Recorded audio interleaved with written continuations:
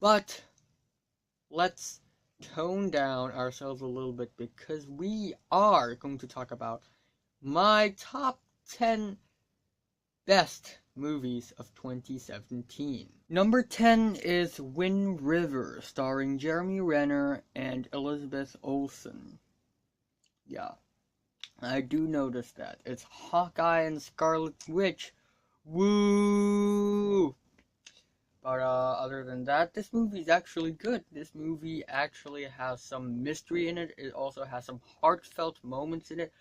The emotions that are within this movie are actually quite humane and deep. Like, it's not shallow, it's not thrown out there at your face. It actually has some depth to it.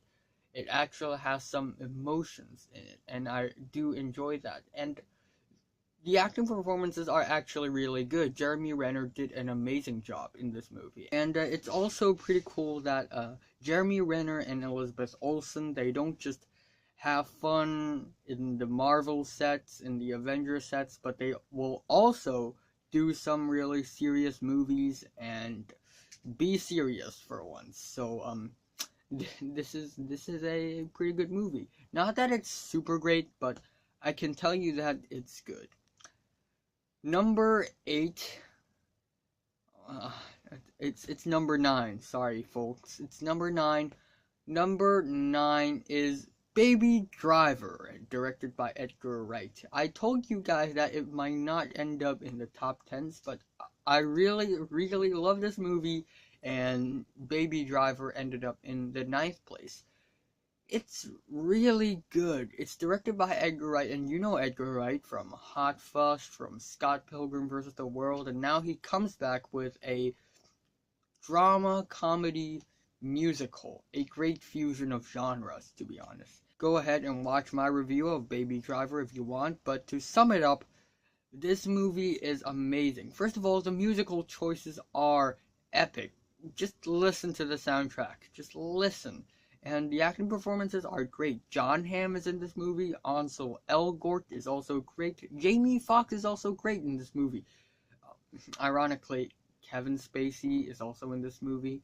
And it's really fun. It's action-packed. And when the action starts, the car chase scene starts, it's really, really entertaining. And with the music in the background. Like, there are some scenes that actually sync up with the music in the back, and it's so brilliant, it's so genius, and the costume design, the production design, the art direction is amazing, and this movie just makes me happy. Number 8 would be Get Out! That's right, it's directed by Jordan Peele.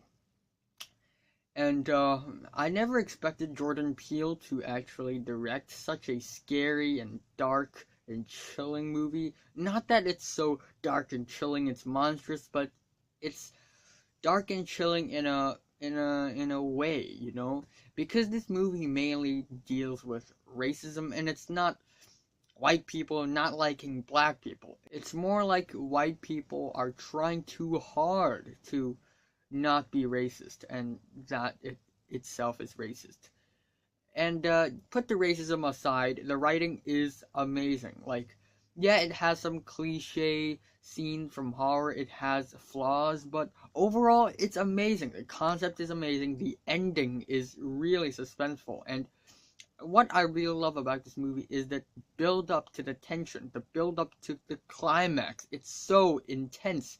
It's so suspenseful. It's so creepy. Number 7, I gotta give it to Three Billboards Outside Ebbing, Missouri, and it is nominated for a Golden Globe, so congratulations. So the story basically revolves around a mother who has a daughter, and her daughter was basically murdered, and the mother was challenging the authorities and stuff.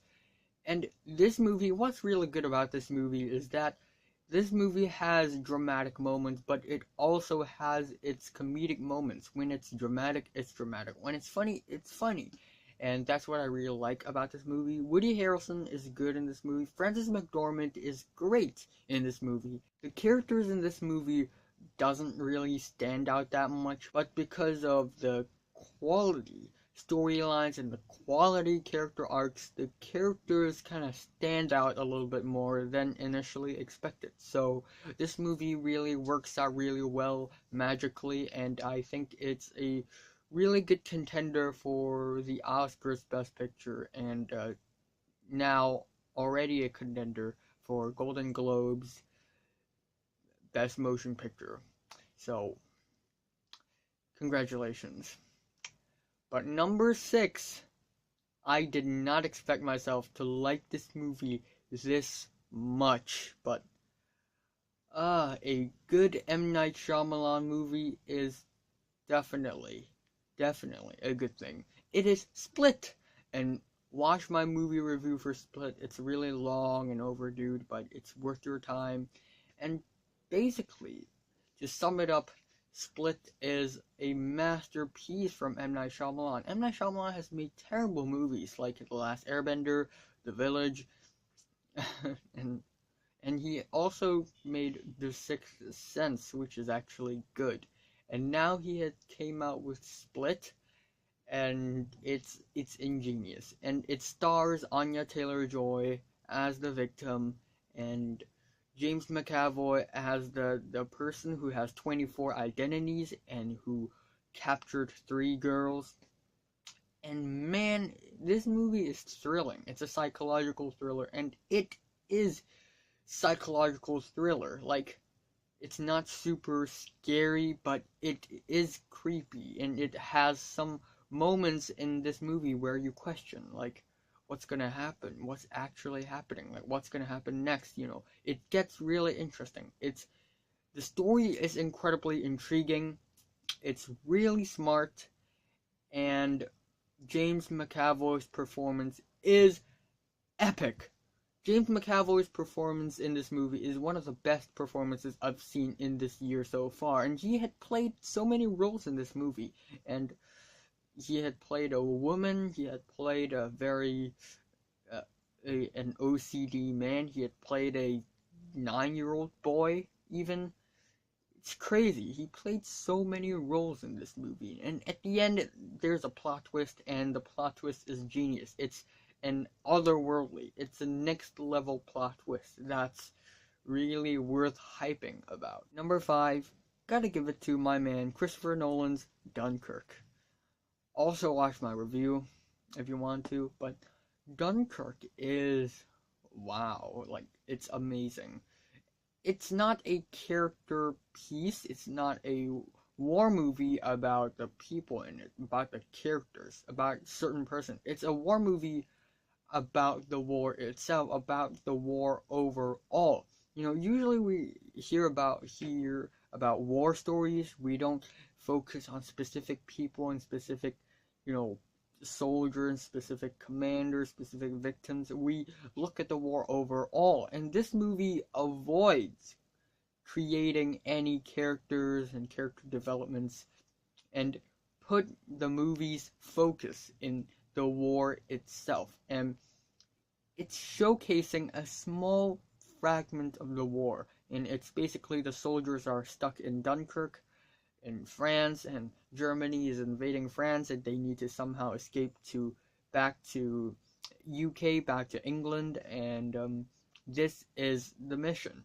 So the movie splits in 3 parts: air, water, land, and all 3 are happening at the same time, but in different timelines. So some are happening after, like, some are happening earlier, some are happening later, and then all 3 timelines kind of meet up at the end, and that's a really genius thing.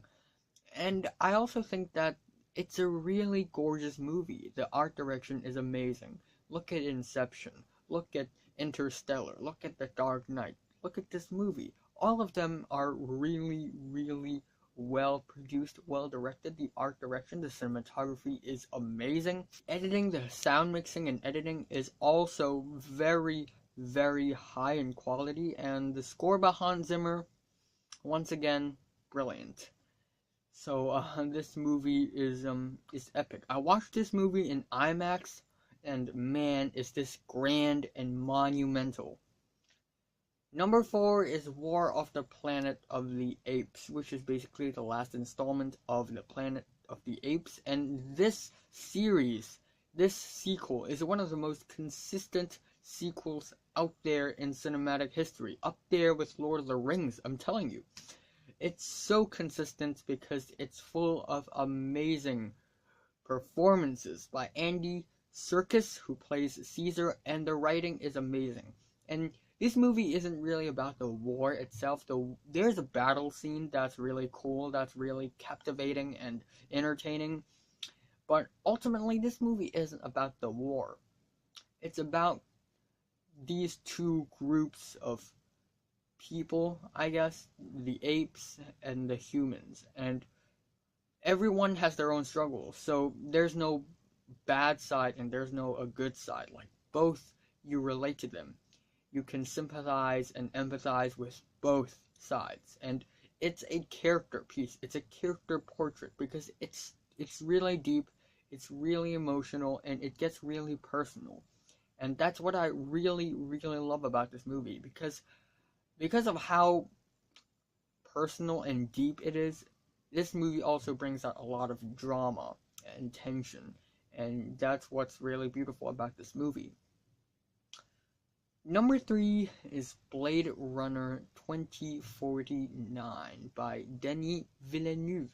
And last year he directed Arrival, and Arrival is one of the best movies of the year, and now he had returned with Blade Runner. And now he had created a sequel to Blade Runner, a sequel to the original Blade Runner that's like many years ago, and man, it's really weird to say that, but nowadays remakes, this is not remake, like revivals, sequels aren't really that good, but Blade Runner 2049 might even be better than the original one. It's that good.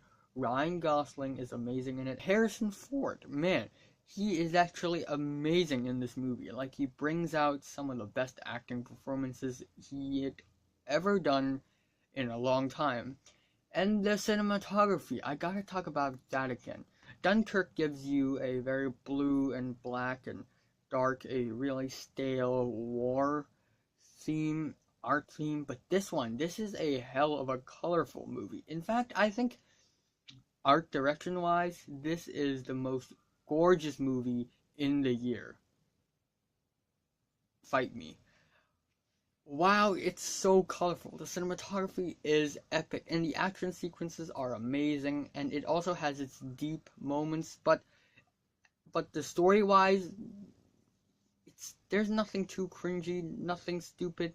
It's all reasonable, it's all sensible. In fact, the movie is really smart, really brilliant, the script is really well written, and the directing is amazing. And the performance by Jared Leto is also really good. I think he's really good as the villain.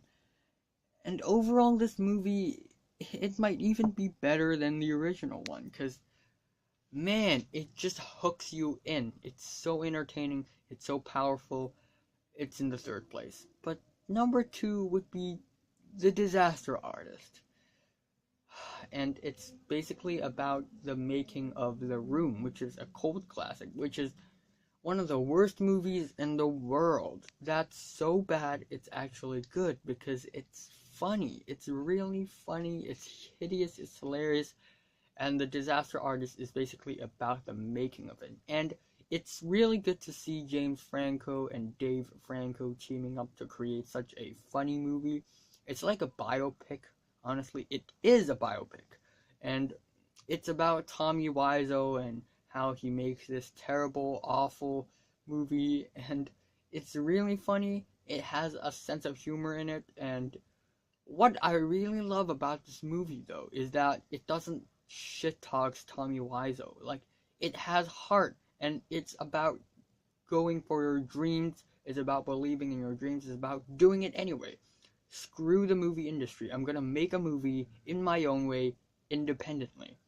Although it didn't turn out really well, it actually ended up awfully, but at least Tommy tried.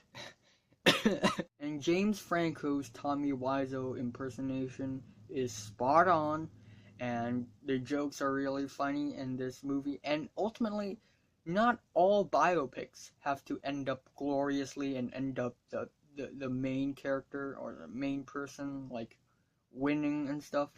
A biopic doesn't have to have a happy ending, but the process in it is what makes the movie so great. And this movie, it has so much heart in it, and it's also really funny. It's an amazing movie that I will not forget. Number one is, you guessed it right, Logan. Wow, Logan is epic. Where do I start off? Let's start off with me saying James Mangold is a fucking genius in this movie, because the way he had brought out the characters and the way he executed the story and made the movie so painful and so dark, but at the same time has so much heart and it's so personal. He's a genius. The acting performances by Hugh Jackman, by Daphne Keane, by Patrick Stewart, mind-blowing. Mind-blowing. Hugh Jackman is completely Wolverine in this movie. And it's not just any Wolverine. It's the very old, very dark, very grim, very angry, grumpy Wolverine that's almost dying, that's sick, that's crippling. And Daphne Keane, she is amazing. Like, she is British, but she also speaks Spanish. And in this movie, she mainly speaks Spanish, and she's amazing. She's savage in this movie. She just chops a guy's head off and just roll it on the ground. Like, wow. And it's so gruesome. The movie is so brutal. It's R-rated. And not that it's cursing and swearing and having all these violence, because, yeah, it's so cool. It's realistic. It's authentic. Like, yeah, so many F-bombs, so many shits, so many, blood, and it's also really brutal and disgusting, but it's not cool. Like, people don't want to see that, but it is what happened in the story, and that makes the story so authentic, so realistic, and it makes the world way more darker and more realer.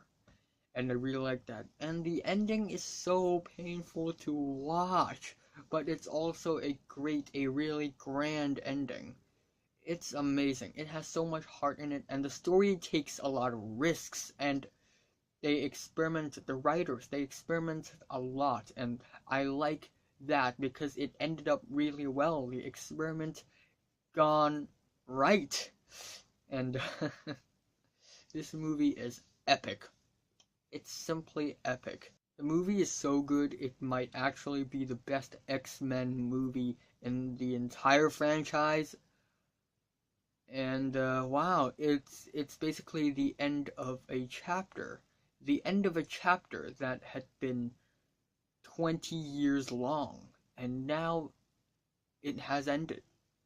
And it has ended in the most heartfelt, in the most painful, but authentic and personal and grand way ever. And that is what makes this movie so shocking, so inspirational, so influential, and so impactful. So, what is your favorite and least favorite movies of 2017? Like if you like it, hate if you hate it, and subscribe if you want more.